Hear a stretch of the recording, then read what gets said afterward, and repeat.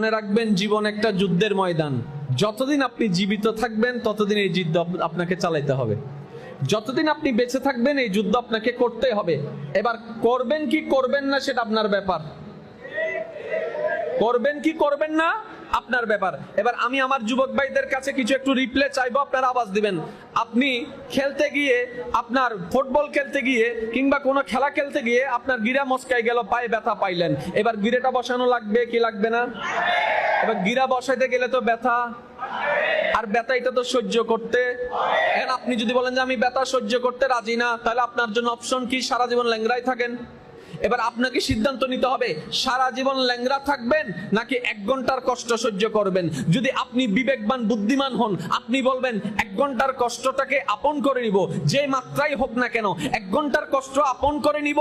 1000 বছর, আমি 100 বছর, আমি 10 বছর 20 বছর পাটা সুস্থ আমার থাকবে, যদি এটা আমার হয় 1 ঘন্টা কষ্ট পেতে রাজি আছি। ঠিক একই টেকনিকটা আপনার জীবনে যখন কষ্ট আছে, আপনার জীবনে যখন দুঃখ আসে, আপনার জীবনে যখন লস আসে, আপনার জীবনে যখন ভাইয়ের অত্যাচার আছে, বোনের অত্যাচার আছে, মা বাবার অশান্তি আছে, বউয়ের অশান্তি আসে, ভাই বোনের অশান্তি আসে, সম্পদের কমতি আসে, অর্থনীতির লস আছে, আপনার পড়ালেখায় যখন আপনি ফেল করেন, আপনি যখন হতাশায় যান, মনে রাখবেন ভাইয়েরা, এই প্রত্যেকটা কষ্ট বিপদের মধ্যে যদি আপনি আল্লাহর উপর ভরসা রেখে ধৈর্য ধারণ করতে পারেন, এই ধৈর্যটাই আপনাকে সফলতা পর্যন্ত পৌঁছায় দিবে। কারণ আপনার জ্ঞানে আপনাকে উপরের স্থানে নিতে পারবে না, উপরের স্থানে